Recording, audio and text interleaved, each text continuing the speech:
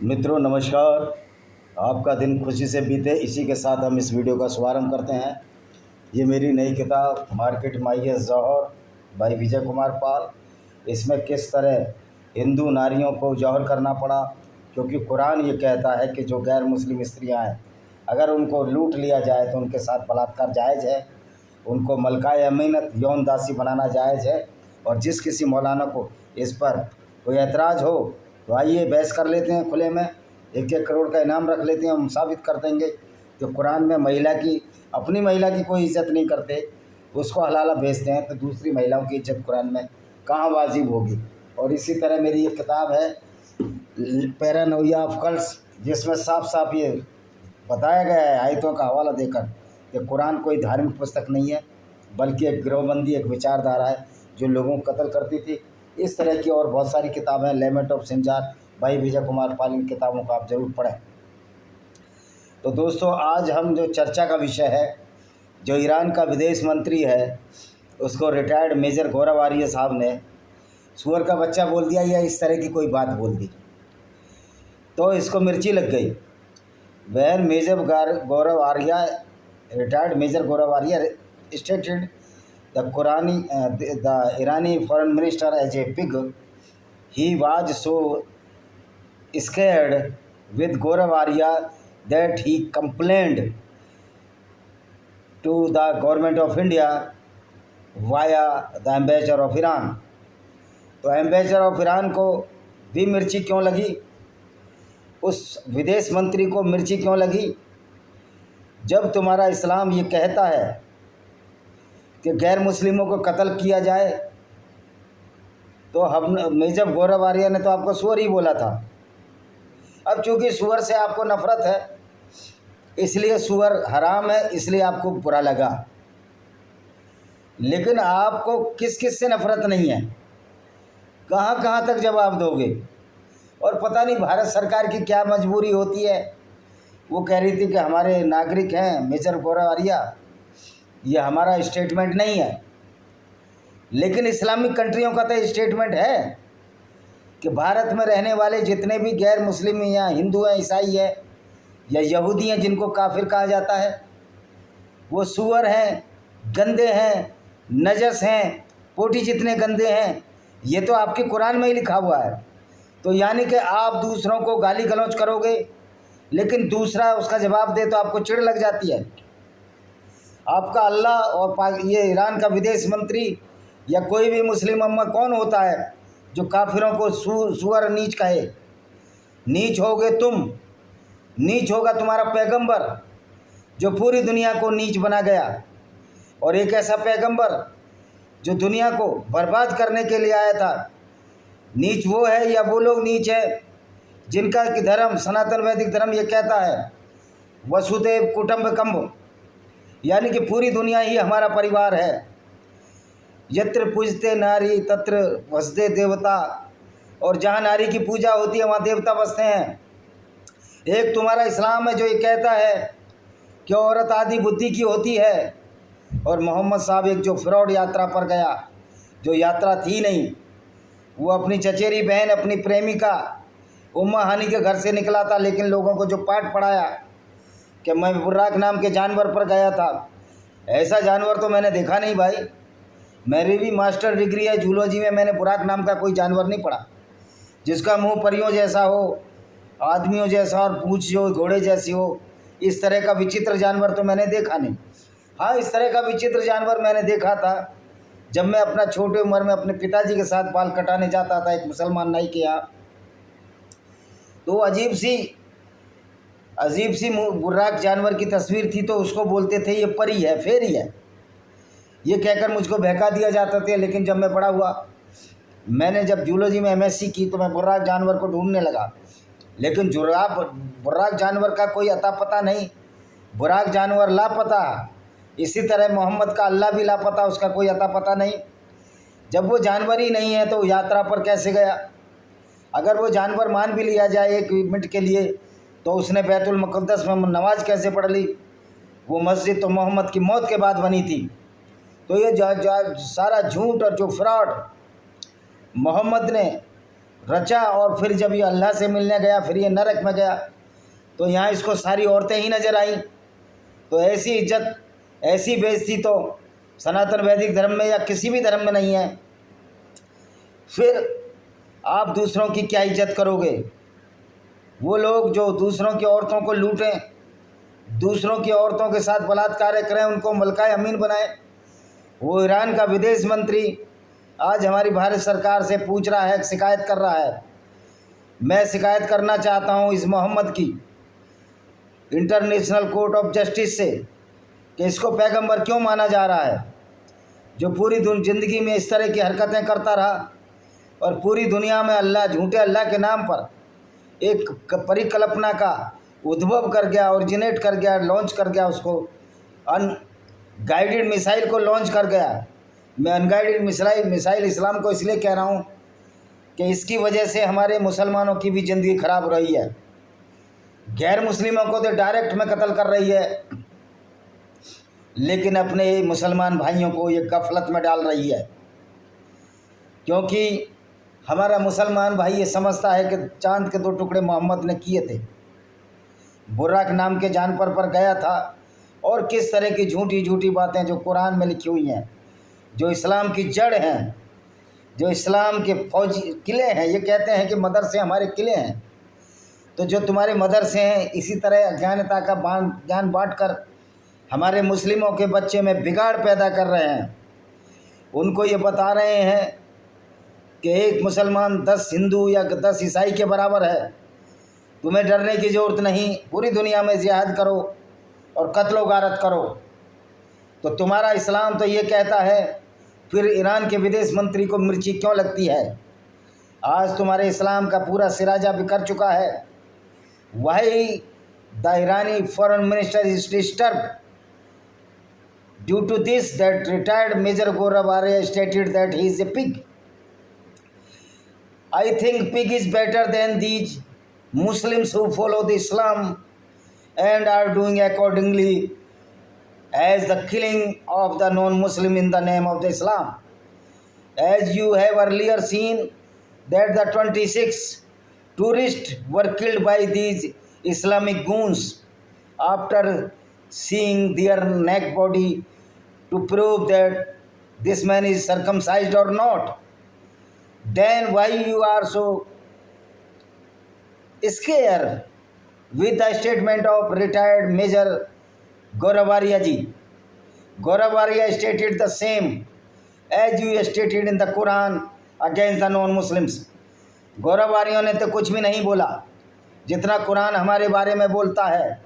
ये कुरान का अल्लाह जो नकली अल्लाह है, और ये मोहम्मद कौन होता है और ये मुसलमान कौन होते हैं जो हमको काफिर कहें? ऐसे लोगों को जो हमको काफिर कहेंगे हमारे पैरों की जूती के नीचे, और उन लोगों के पैगंबर का नाम कहाँ रखना चाहिए ये बताने की ज़रूरत नहीं है। देखिए, जब ये हमको यहूदी और नसारा यानी यहूदी और ईसाइयों को ये कहते हैं कि ये जो बंदर हैं आज के जन्म में, पिछले जन्म में यहूदी थे, आप यहूदियों को गाली दें, आप गैर मुस्लिमों को गाली दें, आप हिंदुओं को काफिर कहें, उनको मूर्ति पूजक कहें, गाय का मूत्र पीने वाला कहें, और उसमें यह भी भूल जाएं कि मोहम्मद खुद ऊँट का मूत्र पीते थे। जब 3 चरवाहे, ये तुम्हारी हदीसों में है, जब 3 चरवाहे आए, उन्होंने कहा हमारा पेट गड़बड़ है। मोहम्मद ने कहा आप ऊँट का मूत्र और ऊँटनी का पेशाब मिलाकर पी लो, आप सही हो जाओगे।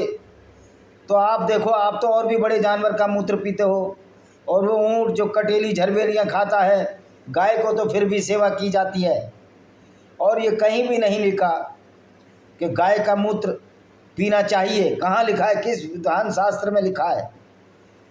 किस विधान शास्त्र में लिखा है? कोई एस्क्रिटा जिसको गाय निकाल रही उसको पिया जाए? बताइए, किसी भी किताब में बताइए कि गाय मूत्र के लिए हिंदू समाज की किताब में लिखा है। लेकिन आपकी तो हदीसों में है।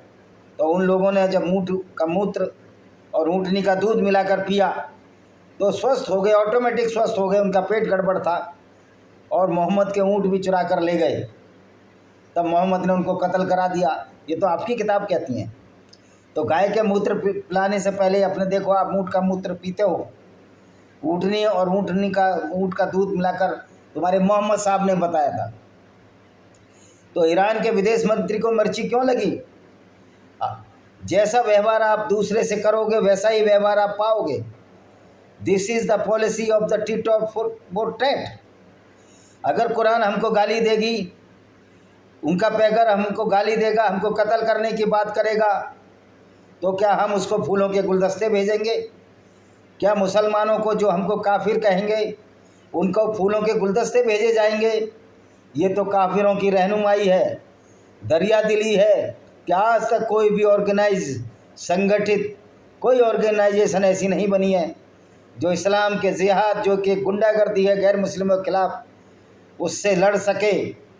तो आइए उन कुछ आयतों का मुलाहिजा करते हैं, देखते हैं कि कौन कौन सी आयत हैं जो गैर मुस्लिमों को कत्ल करने के लिए कहती हैं। चैप्टर 9 की 5 आयत है, फिर जब रमज़ान के पवित्र महीने बीत जाएं तो मुशरिकों यानी मूर्ति पूजकों और काफिरों को जहाँ पाओ कत्ल करो, उन्हें पकड़ो, उन्हें घेरो और हर घात की जगह उनकी ताक में बैठो।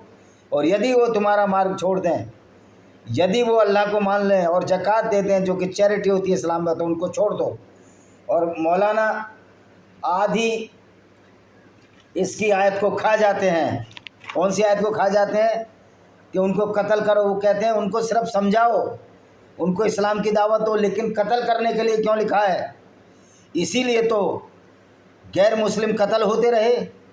तो ईरान के विदेश मंत्री, क्या हम कत्ल होने के लिए हैं? क्या हम बंदर हैं या सूअर हैं? और मैं तो कहता हूँ कि बंदर भी जितना नुकसान किसी का नहीं करता। जिस सूअर को तुम हराम मानते हो वो सूअर भी इतना नुकसान नहीं करता जितना इस मोहम्मद की आइडियोलॉजी ने पूरी दुनिया को बर्बाद करके रख दिया है। लानत हो कि तुम्हारा पैगंबर एक ऐसा पैगंबर था और तुम उसको दिन रात सही करने की कोशिश में लगते हो। है किसी माई के लाल में जो अपने आप को अल्लाह का बंदा कहता हो और आमने सामने आकर डिबेट करे कि पैगंबर अच्छा आदमी था और ये अल्लाह झूठा नहीं है या काल्पनिक नहीं है या मोहम्मद का बनाया हुआ नहीं है, यह अल्लाह मोहम्मद का रचा हुआ अल्लाह है। मोहम्मद का रचा हुआ अल्लाह के नाम पर तुमने, इस्लाम ने जो गुंडागर्दी की, जो पैगंबर मोहम्मद ने जो सांग रचे, जो कहानियाँ रची, लोगों को बेवकूफ़ बना बना करके मैंने चांद के 2 टुकड़े कर दिए। और अल्लाह बताता है आपका, अल्लाह नहीं बताता, ये मोहम्मद बताता था कि धरती स्थिर है और सूर्य उसके चारों तरफ घूमता है। इस तरह बेपैर किस्म की बातों को तुम्हारे पैगंबर ने चलाया और हमारे मुस्लिम भाइयों को आज तक बेवकूफ़ बनाते चले आ रहे हैं। क्या इन बातों से उद्धार होगा कि आप दूसरों को कत्ल करोगे?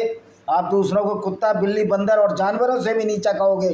कुरान में यह आयत है कि गैर मुस्लिमों को जानवरों से भी नीचा माना गया, नीचे दर्जे का माना गया है। और ये कुरान का नकली अल्लाह और ये नकली पैगंबर मोहम्मद होता कौन है जो गैर मुस्लिमों को नरक की आग में जलाएगा? पहले वो नरक तो साबित करो, नरक किधर है? जब अल्लाह ही नहीं है तो नरक और सुरग का जो कॉन्सेप्ट है तुम्हारा, ये झूठ और फ्रॉड है, ये पाखंड है। इस पाखंड का आज पर्दाफाश करना है। अगर तुम्हारा अल्लाह इतना ही शक्तिशाली होता तो क्यों नहीं उसने काबा को बचा लिया? जब काबा पर अब्दुल ताहिर जन्नाती आया और तुम्हारा पत्थर उठा कर ले गया, क्योंकि अल्लाह था ही नहीं।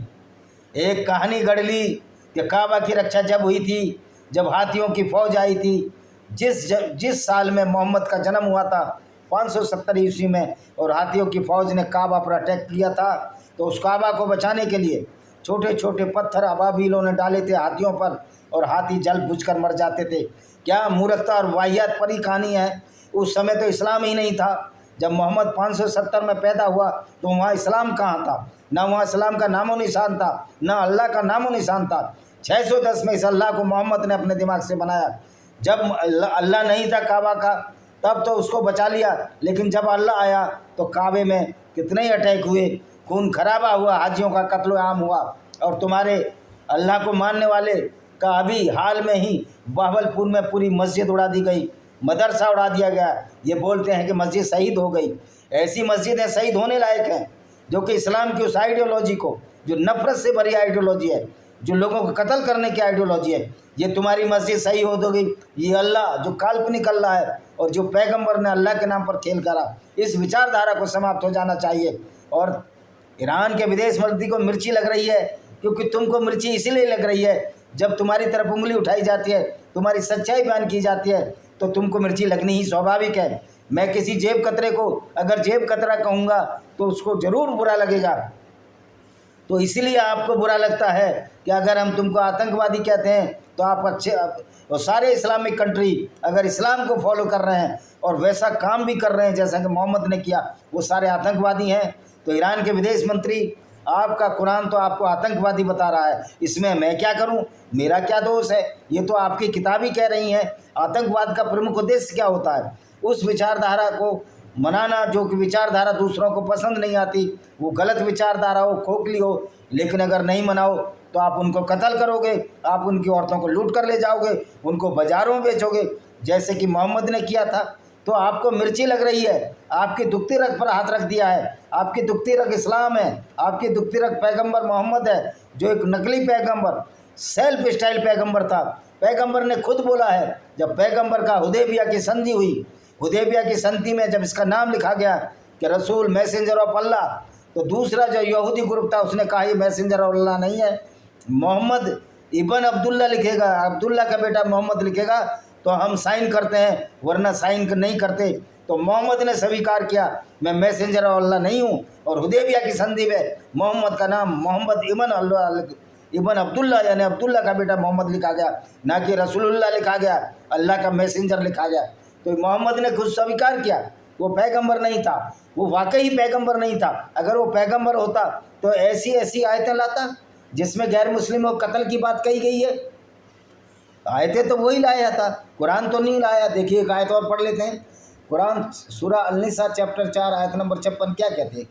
जिन लोगों ने हमारी आयतों का इनकार किया, इस्लाम व कुरान को मानने से इनकार किया, उन्हें हम जल्दी अग्नि में झोंक देंगे। जब उनकी खालें पक जाएंगी तो हमें दूसरी खालों में बदल देंगे ताकि यातना का रसावादन कर सकें। निसंदेह अल्लाह प्रभुशाली और तत्दर्शी है कुरान का। अब ये कहते हैं कि हम जो है उनको जल्दी अग्नि में झोंक देंगे और फिर उनकी खालें बदल देंगे जिससे उनको ज़्यादा यातना का मदद चख सके। अब अग्नि में किसने झोंका? ये तो बावलपुर में देखा, और हमारे पास तो अग्नि मिसाइल है, इसलिए तो आपको अग्नि मिसाइल से डर लगता है। आग से जलने से तुमको बड़ा डर लगता है, लेकिन जितना भी वारफेयर है वो तो आग से ही किया जाता है। कहाँ तक बचोगे?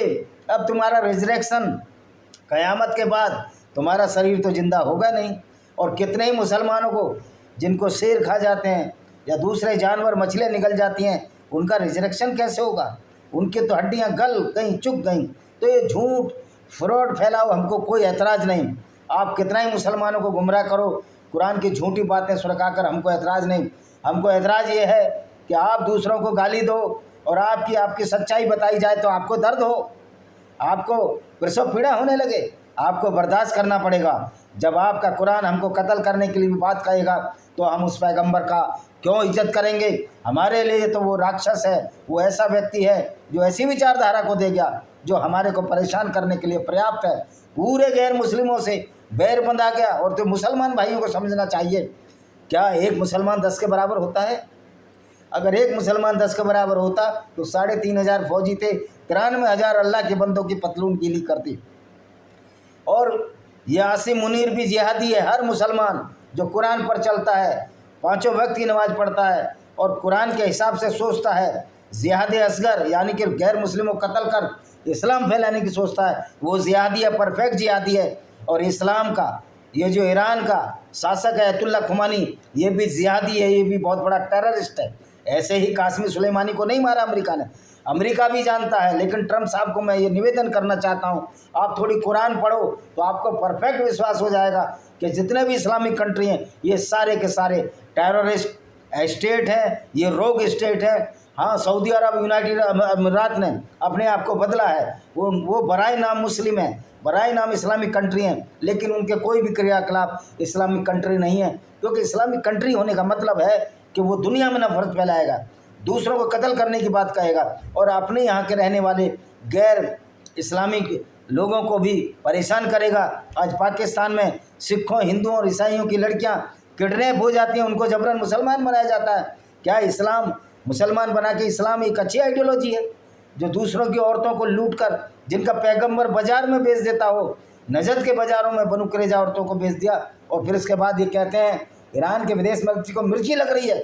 मैं कहता हूँ उसको मिर्ची लगे, उसके मिसाइल लगे, हमको क्या लेना देना? हम तो तुम्हारी कुरान से बता रहे हैं और बताते रहेंगे। भारत सरकार को डरने की आवश्यकता नहीं है। आप कुरान खोलकर उसको बता दो। आपके यहाँ मैं कहता हूँ अब हिंदुओं को कुरान पढ़नी चाहिए। आरएसएस के बहुत से लोग कहते हैं हम कुरान क्यों पढ़ें, नहीं पढ़ें तो फिर मुस्लिम राष्ट्र मंच बनाओ और उन मुसलमानों को अपने उस आइडियोलॉजी को, विचारधारा को, मुसलमानों से मैं खिलाफत नहीं, उस विचारधारा को अपने सिर पर बैठा लो जो हम ही को कत्ल करने के लिए बात कहती है। उसके लिए मुस्लिम राष्ट्रीय मंच बनाते हैं। तो आरएसएस के जो आज चीफ हैं आदरणीय मोहन भागवत जी, इनका भी दिमाग थोड़ा सा डिस्टर्ब है। इनको भी कुरान और ईरान पढ़ लेना चाहिए। ईरान वो वाहिद भूमि है जहाँ पर यहूदियों का और जोरेस्ट्रियंस का कत्लेआम कर दिया गया, जहाँ महाजा अमीन को सिर्फ इसलिए कत्ल कर दिया गया कि उसने पूरा अबाया यानी वस्त्र नहीं पहना था जो मुंह पर ढकने का होता है।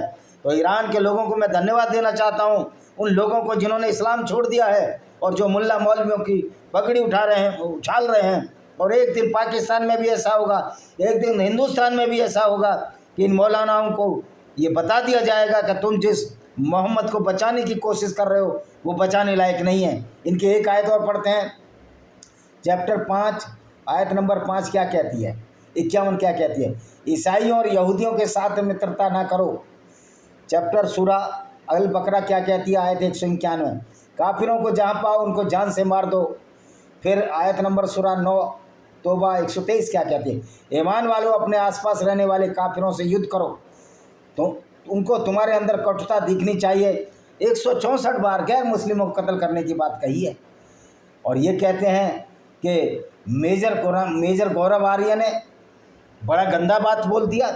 ओ भाई, मेजर गौरव आर्य ने बिल्कुल ठीक बोला, लेकिन सूअर तुमसे अच्छा है, कोई भी जानवर तुमसे अच्छा है। अगर तुम इस्लाम को मानकर वैसा ही करते हो, दूसरों को कत्ल करने की बात कहते हो, तो जानवर बहुत अच्छा है। हमको तो जानवरों की पूजा करनी चाहिए और हमारे सनातन वैदिक धर्म में तो जानवरों की पूजा करते ही हैं, क्योंकि गाय हमारी दूध देती है, गाय हमारी सिरदीप केंद्र है और हम तो सूअर भी, वारा भी अवतार है। तो प्रकृति पूजा करते हैं, प्रकृति में ही तुम रहते हो। लेकिन ये कैसा ना समझ नकली अल्लाह था जिसने प्रकृति से तुमको सहयोग करने की बजाय तुम प्रकृति से लड़ रहे हो। तुम जानवरों को अल्लाह के नाम पर जिबे कर रहे हो, जिस अल्लाह का कोई नामो निशान नहीं है। झूठ पर, फरेब और पाखंड पर तुम कत्ल कर रहे हो और नकली अल्लाह भी कह रहा है मज़ेदार। तो किस तरह का झूठ बोला गया है कि मेरे को तुम्हारी जो भावना है, जो जानवरों का खून बहता है, उससे मुझे संतुष्टि मिलती है क्योंकि आपने मेरे लिए इसको कत्ल किया। तो ये अल्लाह तो दुनिया को बनाने वाला नहीं हो सकता। जिसने दुनिया बनाई वो कत्ल करने के लिए कहेगा, ये सोचने और समझने की बात है। अब ये देखिए, जहाँ भी काफिरों का कत्ल करो, अगर वे आप पर आक्रमण करते हैं मार डालो, यही विश्वास न करने वालों का इनाम है। जो नास्तिक हैं उनके लिए दर्दनाक अंत का अभिशाप है। कुरान चैप्टर 3:21, जो अल्लाह और उसके पैगंबर के विरुद्ध युद्ध करेंगे उनका कत्ल कर दिया जाएगा या उन्हें सूली पर लटका दिया जाएगा या उनके परस्पर विपरीत दिशाओं में हाथ पैर काट दिए जाएंगे, उन्हें देश से निष्कासित किया जाएगा। इस दुनिया में उन्हें इस तरह त्रिकर्ष किया जाएगा, दूसरी दुनिया में उनके लिए भयंकर बर्बादी है। कुरान का चैप्टर 5 अल-माइदा 33। पता नहीं कौन सी दूसरी दुनिया मोहम्मद बना गया और दूसरी दुनिया में ये विश्वास करते हैं। कासिम सुलेमानी साइंटिस्ट विश्वास करते हैं। डॉक्टर अब्दुल कदीर कुरान की आयतें पढ़ता था, नकली आयतें, नकली अल्लाह की आयतें पढ़ता था और इसी में वो चला भी गया। मोहम्मद गोरी गजनी उसके आदर्श थे। वो भोपाल में पढ़ा बड़ा, डॉक्टर वहाँ पाकिस्तान गया, हॉलैंड से चोरी की तकनीक और परमाणु बम बनाया पाकिस्तान के लिए, और पाकिस्तान के लिए परमाणु बम बना के और कुरान की तिलावत पढ़ता था। यही तिलावत करता रहता होगा कि मौका मिलेगा हम परमाणु बम मार देंगे। जिस तरह पाकिस्तानी कहते हैं परमाणु बम मार देंगे, परमाणु बम मार देंगे, तो क्या परमाणु बम मार दोगे? क्या तुम्हारे पास अल्लाह का विश्वास नहीं है? अल्लाह की ताकत नहीं? अल्लाह से मरवाओ ना। लेकिन तुम्हारे परमाणु बमों का हिसाब किताब चूँकि अल्लाह है नहीं, कुछ नहीं बनने बिगड़ने वाला अल्लाह के नाम से। अल्लाह एक नकली खोल है जो मोहम्मद ने सिर्फ उस समय के अरबियों के लिए तय किया। इसलिए आज अरबी मोहम्मद को मान नहीं रहे। सऊदी अरब में मोहम्मद के लिए बहुत कुछ बोला जाता है, मैं यहाँ बोलूँगा तो व्यवधान हो जाएगा। एक्स मुस्लिम साहिल के चैनल पर जाकर देखिए कि मोहम्मद को एक सऊदी अरब के आदमी ने क्या बोला था, इतना गंदा बोला था। अब समझिए, जिस जानवर पर मोहम्मद साहब याफूर पर सवारी करते थे, मोहम्मद को उसी नाम से बोला गया। अब आप समझ सकते हो। विश्वास नहीं करने वाले नास्तिक सदा सदा के लिए आग में जलेंगे। जब उनकी त्वचा आग में जली तो हमने बता दिया आपको, विश्वास नहीं मानने वाले काफिर को उबलता पानी पीने के लिए मजबूर किया जाएगा। पीने का पानी मजबूर तो जब करोगे, पहले तो आप पी लो बहावलपुर में, आप पी लो मुनीर के में, आप पी लो मुरीद के में, सब जगह अगर तुम यही, तो कासिम सुलेमानी ने भी गर्म पानी पिया। देखिए, जो तुम बोल रहे हो वही काटोगे। अगर तुम दूसरों को गाली दोगे तो गाली तुमको भी पड़ेगी। फूलों के गुलदस्ते हम तुम्हें भी नहीं देंगे। ईरान का जो एम्बेसडर भारत में, हम उसके लिए कहना चाहते हैं, उसने कभी अपनी कुरान पढ़ी है? उसने कभी अपनी कुरान की उन आयतों को पढ़ा है जो हमको जानवरों से भी नीचा बताती हैं? जब वो हमको जानवरों से नीचे बताती हैं तो मेजर गौरार आर्य ने अगर उसको सूअर बता दिया तो कौन सा गलत काम कर दिया। बल्कि सूअर तो बेचारा बहुत अच्छा है, वो तो बिना बात किसी को परेशान नहीं करते, लेकिन इस्लाम की आइडियोलॉजी तो बिना बात सबको परेशान करती है। तो ईरान के जो विदेश मंत्री को सूअर बताए, वो उसका सम्मान किया, अपमान नहीं किया। वरना तो तुम्हारी आइडियोलॉजी तो ऐसी है कि तुम्हारे लिए जो भी वर्ड बुरे से बुरा बोला जाए वो कम है। इसी के साथ मैं इस वीडियो को विराम देने से पहले, एक और किताब है मेरी उसको ज़रूर पढ़िए। वैसे तो 10-12 किताब है मेरी, 12 है। ब्लेंडर ऑफ ब्लेस्फेमी, किस तरह ब्लेस्फेमी का झूठा आरंटा फैलाकर गैर मुस्लिमों को कत्ल किया जा रहा है। और मैं यूनाइटेड नेशन ऑर्गेनाइजेशन से, इंटरनेशनल कोर्ट ऑफ जस्टिस से ये निवेदन करना चाहता हूँ कि कुरान की सच्चाई बताने पर क्यों ब्लेस्फेमी होगी, ये तो इनकी किताबों में लिखा है। इसी के साथ मैं इस वीडियो को विराम देता हूँ। वंदे मातरम, जय हिंद, आपका दिन शुभ हो।